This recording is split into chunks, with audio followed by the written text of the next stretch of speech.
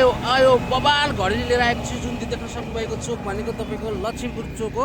झापाको लक्ष्मीपुर चोकबाट तपाईँको सिर्फ 200 मिटरको डिस्टेन्समा तपाईँको एकदम बबाल दस्तुर घडी लिएर आएको छु। साह्रै राम्रो, जहाँ चाहिँ तपाईँको बिजुली अफिसको ठ्याक्क पछाडिपट्टिको साइडमा पर्छ। एकदमै बबाल घडेरी छ, बस्नलाई योग्य। फुल भिडियो हेर्नु होला तपाईँहरूको। म घडेरीमा लिएर तपाईँलाई जानेछु है, एकदमै दामी छ। फाइनली हामी तपाईँको जग्गाको लोकेसनमा आइसकेको छौँ। तपाईँले देख्न सक्नुभएको अगाडिको यो घर भनेको तपाईँको लक्ष्मीपुरबाट गइरहेको बजारै ठुलो हाइवे हो। तपाईँको लगभग लक्ष्मीपुर चोकबाट 200 मिटरको डिस्टेन्समा यता आइसके पछाडि, दक्षिण आइसके पछाडि तपाईँले देख्नुहुन्छ यो घरहरू, बस्तीहरू।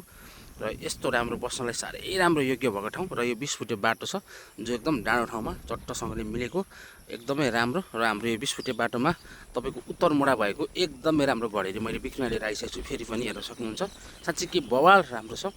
यो जग्गा धनीको ओनर चाहिँ काठमाडौँ बस्नुहुन्छ र त्यो भएर एकदमै मिलाएर दिनुहुन्छ। यो दस्तुर जग्गा हो, 32 फुट मुख भएको, उत्तर मोडा भएको 20 फुटे बाटोमा साँच्चै राम्रो छ। यो घरहरू देख्न सक्नुहुन्छ, धमाधम घरहरू बनिरहेछ, एकदमै राम्रो। यो पर्साईको घर हो, एकदमै राम्रो, बस्नको लागि साह्रै नै उपयुक्त, एकदमै राम्रो। स्कुल, कलेज, हस्पिटलदेखि लिएर सबै कुराहरू भएको लक्ष्मीपुर एरिया त्यसै पनि राम्रो भनिन्छ बस्नको लागि।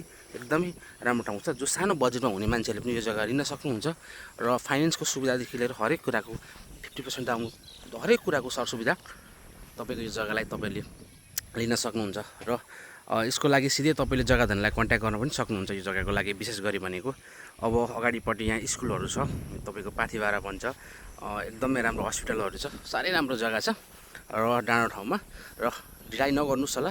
र यस्तै राम्रो भिडियो चाहिएमा तपाईँहरूको जिज्ञासा कमेन्टमा गर्नु होला। र तपाईँले एकदमै राम्रो तरिकाले चाहिँ सेयर गर्नु होला र आफ्नो मनको जिज्ञासा यसमा व्यक्त गर्नु होला।